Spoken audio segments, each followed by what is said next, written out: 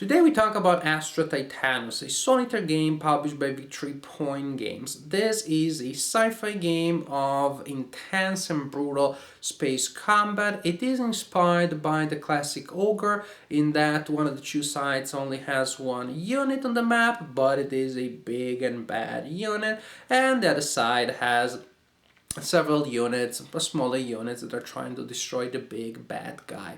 In this game, the role of the big bad guy is played by the AI of the board that will direct the actions of the Titan, this gigantic monster starship loaded with weapons that can do a lot of damage to you. And you, the player, are in control of a fleet of smaller starships, and you're trying to destroy the Titan by hitting it repeatedly before the Titan accomplishes its mission, which will vary depending on the scenario, but it usually involves destroying a number of targets on the board. So this is the general idea. Let's see how the game plays. You choose a scenario. The scenario will tell you what are the targets that you're using in that scenario, the targets that the Titan is trying to destroy. Maybe is a space base, and the scenario instructions tell you where that should go. Maybe a colony. Targets have a certain number of hits that they can take before they're destroyed. This one, for example, can take 4 hits. So you place a target or targets on the map. Then you also have an area from which the Titan will enter the map. Suppose we have a scenario where that Titan is used and he enters the map from there. This is a fictional scenario, I'm not setting up any specific scenario in the game. You will also be instructed about the starships that you will use. Some of them may start orbiting around the target, some may be patrolling certain sectors of the map, some may start outside of the map and be added later as reinforcements. Your starships have several relevant pieces of information printed on them. This large number here is attack, then you have range, that small number, then defense, and then movement. Some starships are strong enough that if they are hit, they are damaged but not destroyed, in which case you flip them to the reduced side and now they have worse stats. Some of the starships are not that strong, so once they take a hit, they are simply destroyed. And then you may have several starships with some dots printed on them. Those dots represent the number of missiles that starship is carrying as it enters the game. You will use a display such as this one to keep track of the stats of the Titan you're fighting against. There are different types of Titans. This is the small but fast one, but there are also scenarios when you may have to fight against 2 of them. This is the medium Titan, and this is the big bad scary Titan. Titans have 3 types of weapons, a certain number of drive systems, and a special weapon, the Omega weapon, which can be in 2 states, in the ready state, such as it is now, or in the Omega weapon use state. But sometimes the Titan may be able to recharge the weapon and maybe to use it again. The weapons of the Titans, similarly to your starships, have an attack value, that big number, in this case that is a 2, a range number, that weapon has a range of 3, and a defense number, in this case 8. When you attack a Titan, you will go against the defense of the Titan. If you score a hit, you will move the marker for the system that you attacked by 1 space to the right. So when you're attacking, you're choosing the weapon that you're attacking, or you're choosing to attack the drive systems.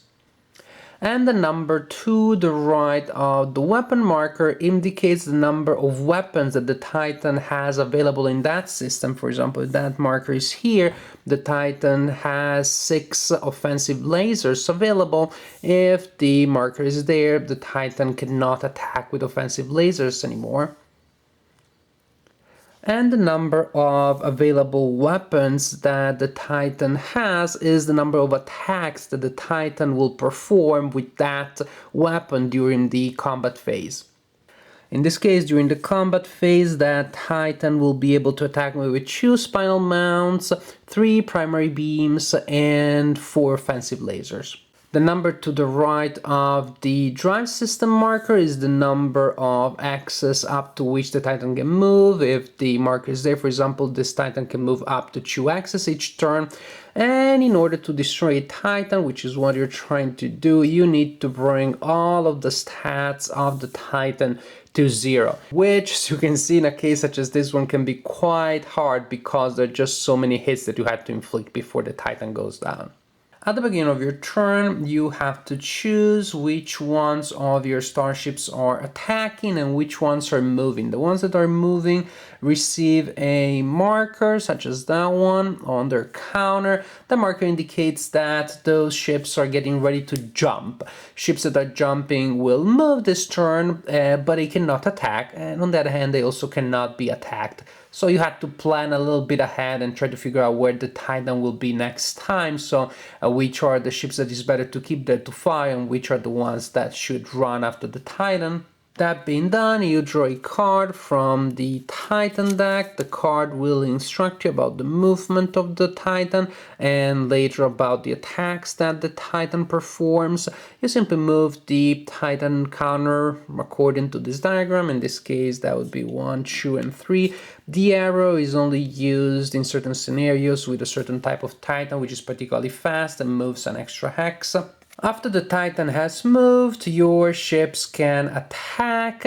A ship can attack if the Titan is in range. Then you roll a die, you add the total combat strength of that ship. For example, in this case, that is a 3. If the total, the modified die is equal to or exceeds the defense of the system of the Titan that you're attacking, then you score a hit and you move the marker by 1.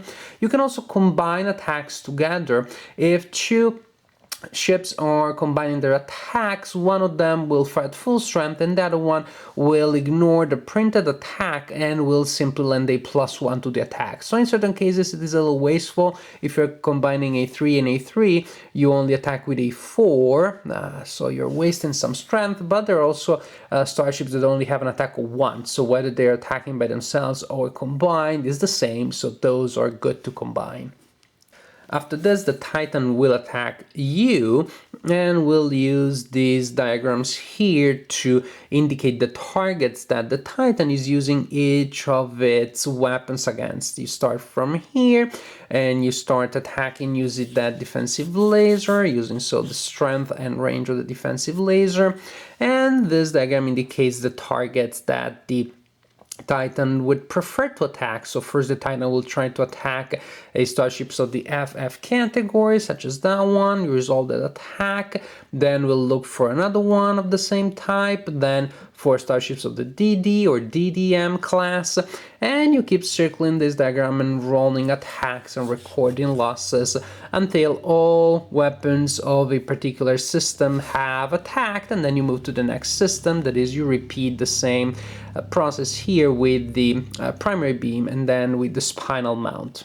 And the Titan attacks in the same way in which you attack. You roll a die, you add the strength of the system that is used for the attack. If you roll equal to or more than the defense of the target, then the ship takes a hit. Sometimes the ship is destroyed, sometimes it is simply flipped to its reduced side.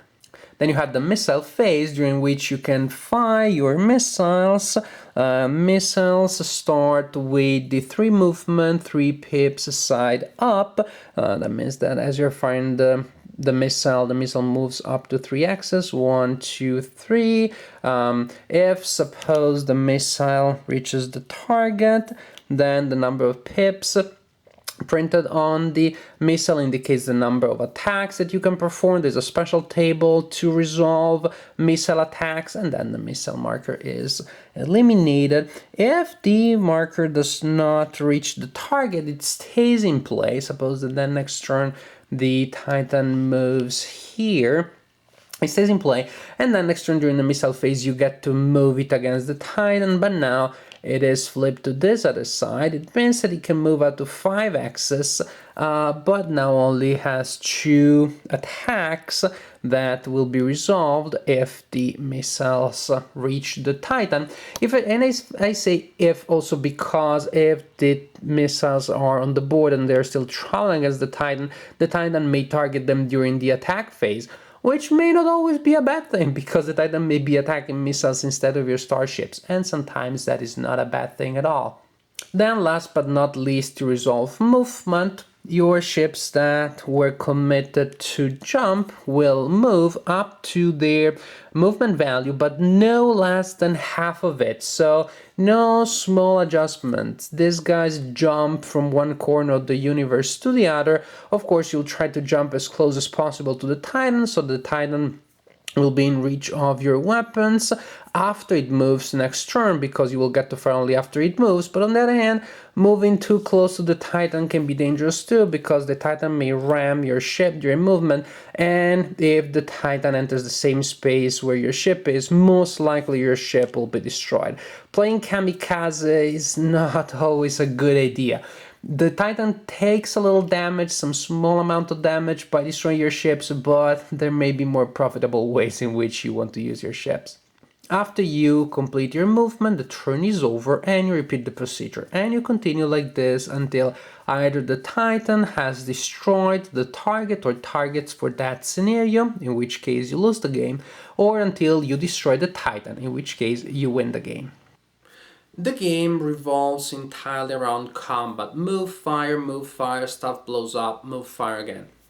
Because of the feel that the game gives me, it almost reminds me of Gears of War, which I played and reviewed recently, where also you move and fight, and that is pretty much all you do. There isn't a vast number of narrative options. Gears of War, however, has bothered many people because the game is pretty long, so there's intense combat sequence. I'd say actually the non-stop combat action feels repetitive to some players. You do not have that problem here in Astra Titanus because the game is much shorter. So even if you have a low level of tolerance to non-stop combat action, Astra Titanus most likely will not overstay its welcome.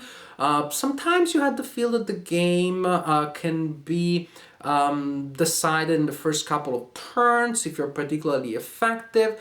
During the first couple of turns, you cripple the Titan. The other point doesn't have many weapons to attack you with. You still have a large number of units. Then you can put up a fight. If the Titan is particularly effective in the first couple of turns, destroys a lot of your units, and still has a lot of weapons to attack you with, then it becomes extremely hard to come back for you. In which case, you just set up the game again and start over. It's something I've done, and at least to me, that has solved the problem. It's very easy to do. The strategy at the level of the big picture is pretty self-evident. You need to move close to the Titan, get in range of the Titan and fire against the Titan. But there are many decisions that you have to make about how you budget your resources, because of course the closer you get to the Titan, the more dangerous things are. The Titan can fire back, can ram your ship, so you have to choose who goes in now, who stays behind, who moves now. Are you going to attack with your missiles now, save them for later? Are you going to launch a large number of small attacks or a smaller number of higher power concentrated attacks? Those are the things that make the game interesting. Overall, I would say also that this is a pretty light game. It seems lighter to me than the majority of V3 point games that I played in the past, and this is neither a good or a bad thing. It depends on the player, or just it depends on how the player feels that day, the day in which the player pulls the game off the shelf.